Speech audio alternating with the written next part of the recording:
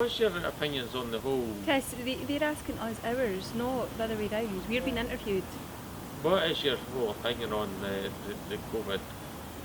Are you a believer? So I've been in my job for the past year and I start my new training on Monday.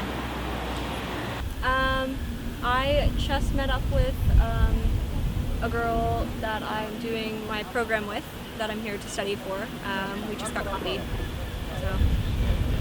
And I went down to Real Foods and picked up some things at Real Foods, and I'm heading to the shop L'Occitane for a couple of jars of moisturiser. And that's my trip into the centre of town. I think that's all, but you know what the centre of town's like. Sometimes you see other bits here and there. But I think I've got what I want. I was just at the salsa, because there is a small salsa event right there. So I was just dancing, and now I'm just gonna walk around in the city. We were doing mixology, making some potions. Potions, yes. Yeah, it's called Magical Experience. I'm going home. I'm actually on my way to work. Yeah, I've just been away skating at Bristol Square. That's not my skateboard, so. Well, we've just had dinner, so I'm wanting to go home because I'm stuffed and I've had enough to drink, but my husband's wanting to stay out and go about the bars in Edinburgh. I work in bars full time. I work for one of the companies that own quite a few venues. I have Candy Bar right now, which is just around the corner. And I've been doing that for 3 years here in Edinburgh full time. I've been shooting today for this movement I work for, the Black Ed movement. It's about increasing racial awareness in Edinburgh University specifically. So we'll do some shooting today for the Black Excellence event, which is meant to take place October 1st, I think. So we're doing a promo video for that, and we've been shooting all day. I work in a school. I'm an advanced support worker for children with additional needs. Do you enjoy that? I love it. I'm doing training just now to become a nursery teacher as well. Oh dear. I could say jet pilot or secret service, but the truth is, it's very boring. I work for the civil service. Well, I did a number of things. I was an academic professor at different places in the States, and I also worked with Edinburgh University in different capacities, but not for some years. None of us are. Absolutely not. No? But we are now. We live here now. Yeah, we live here now, but we are from the US, Poland and England. About 46 years. Yeah, no accent. Today was kind of a bit of a reality check for me. I forgot, because I've not been in Edinburgh for such a long time because of lockdown, coming out Waverley Station and seeing homeless people again breaks my heart. And it's the only place I see it. We're from Livingston, so you don't get that in Livingston. I don't think it's allowed. But people are happier here. Yeah. Because I came from New York City. People are way happier here than in New York, or even, to be honest, London. There is a slower pace of life Yeah. in Edinburgh, for sure. Way happier. I mean, I left New York City, but I'm happier here because it's just a better quality of life, to be honest. I'm very lucky to live in Edinburgh. I think it's a wonderful city. I wouldn't want to move from here to go anywhere else in Britain. But do I trust this country any longer? No. Brexit, everything happening. What's going to happen for the youngsters? Well, I'm very European because for me, I had the chance to come to Scotland. I had the chance to travel, to live in other countries. It was really so valuable for me. Then living in Scotland is a bit special because I feel that it's a very independent nation with its own culture, its own, values, and I feel like maybe it would be an interesting time for Scotland to try to live by itself.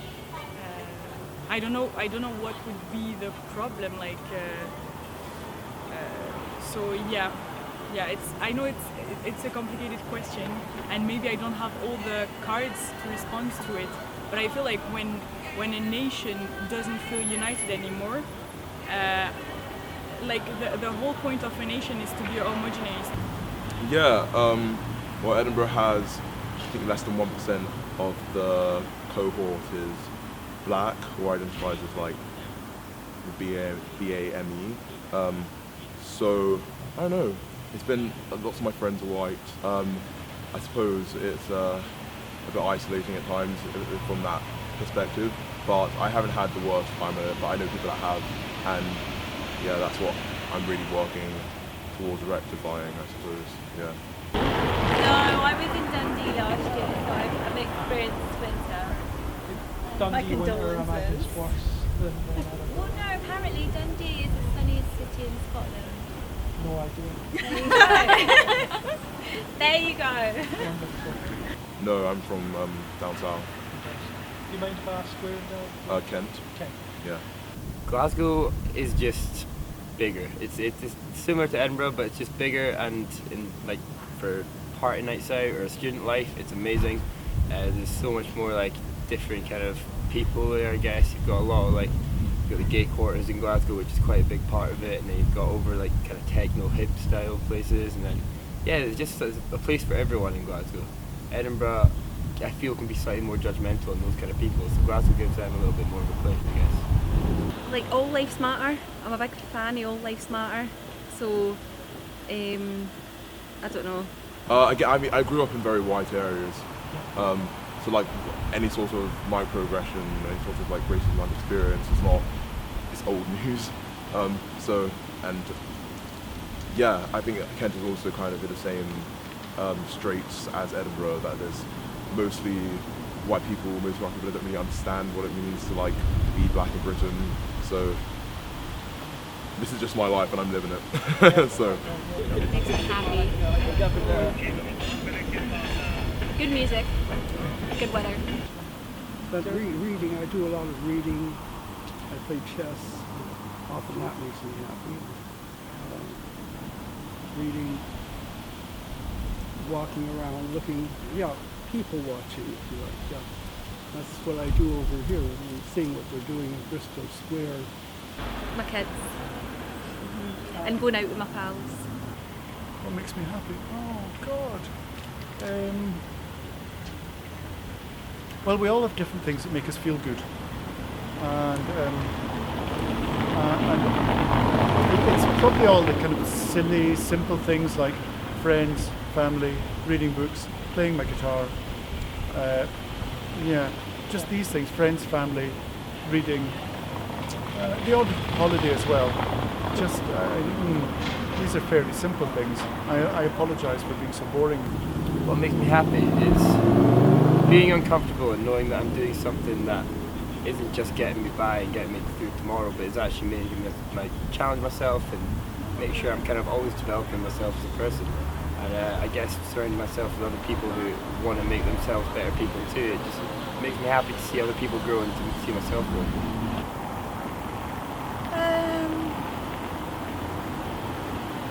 I suppose people. Sure. I don't know.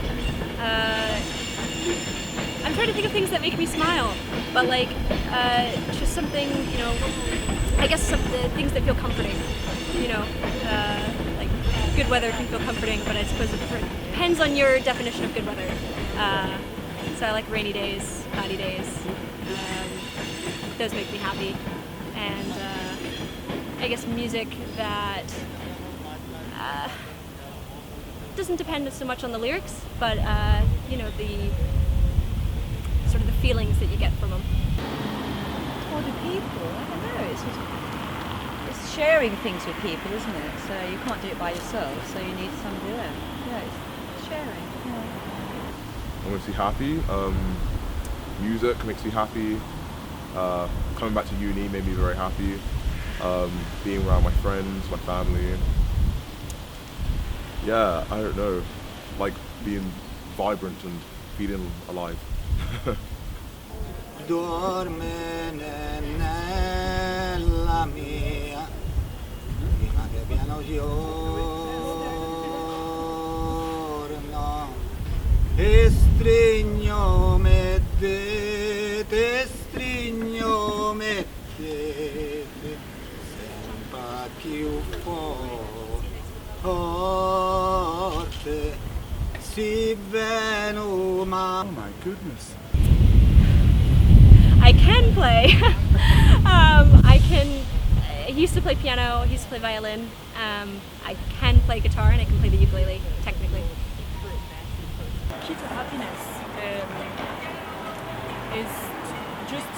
appreciate the simple things in life, to surround yourself with people that makes you grow, that people that you like, that likes you, just simple life.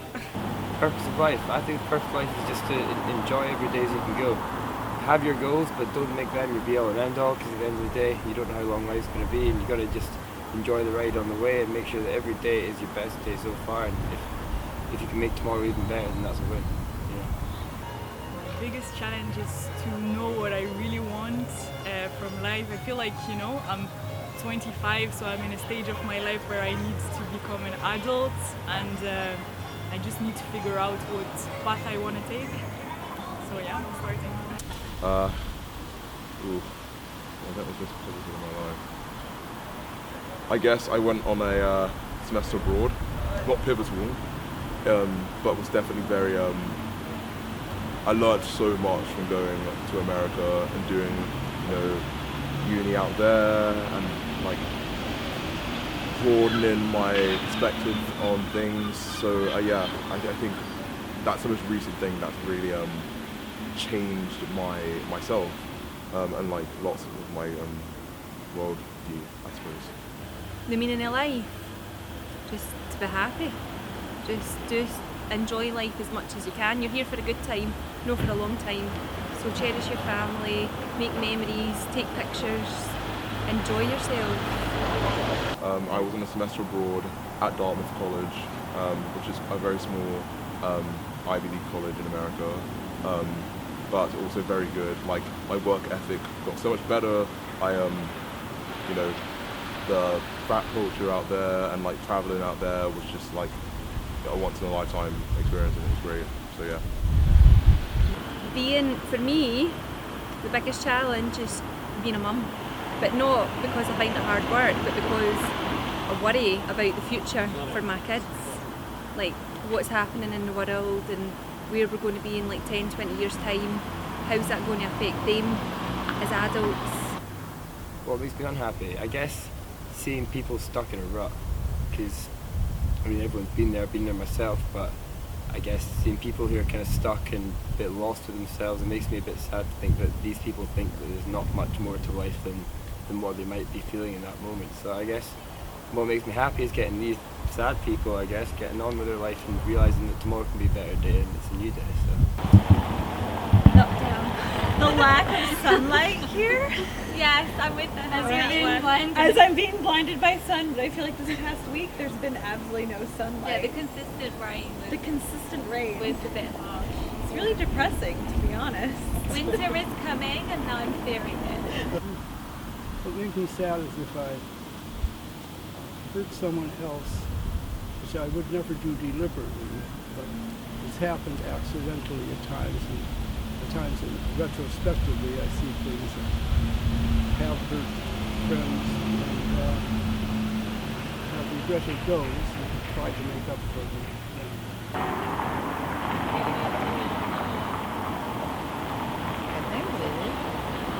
If other people are distressed or sad, then it makes me sad. Just how you feel about the direction of the country. Don't ask that. What makes me unhappy?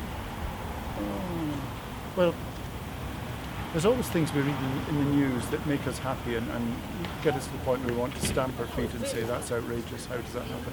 But usually these things are fairly short-lived. You have your moment of exasperation and then you move on. What makes me unhappy? I think the things that make me unhappy for longer than 5 minutes are usually where there's an ongoing difficult problem at work that can't be resolved, or similarly in relationships. If there's something that needs fixed and you can't see a way of fixing it immediately. So yes, there's always things that make us happy. Sometimes they're short-lived. But I think ongoing difficulties at work that are not going to be fixed by the snap of a finger, and similarly with relationships. These things get to me and kind of linger for a while. The way it's going just now and how we're being run, how the government are controlling us the future's not looking great. I think we're going to all end up with chips in us. It's going to be a cashless society. I just don't think I think it's pretty I think bleak. what she's trying to say, the human race is never going to last forever. And we're all scared of dying, but it's an inevitable thing. So why is she scared there and something that's inevitable? So, like, when we think of the human race and what we're doing to the world, whatever we're doing to the world is already in the world. Regarding any fucking molecule that's already here, that's already here. So with global warming, X, Y, Z, we're talking about fucking the ice ages which went through generations.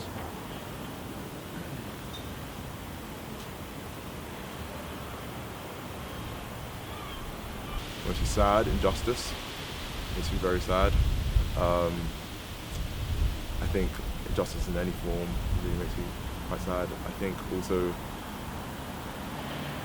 burnout, I think, from working so hard and for fighting for so many causes as well. Like that burnout is like almost inescapable, and it's yeah, I don't know.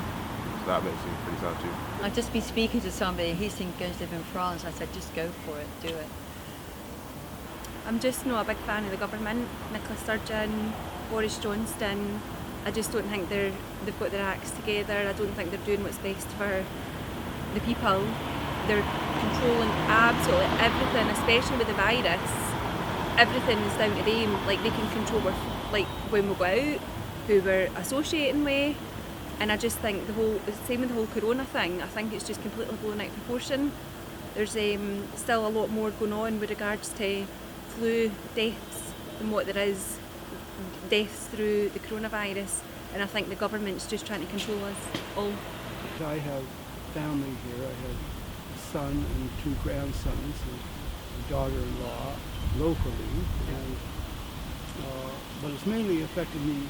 Well, I see them, but I also have a son and his family in Exeter and another in London, and I don't see them because I don't travel on the trains because of COVID. Yeah, because of my age, I'm apparently especially vulnerable. I'm 94, and so... This is a man who's been live on telly saying he wouldn't give any of his kids a fucking vaccine. And next thing this man has got it.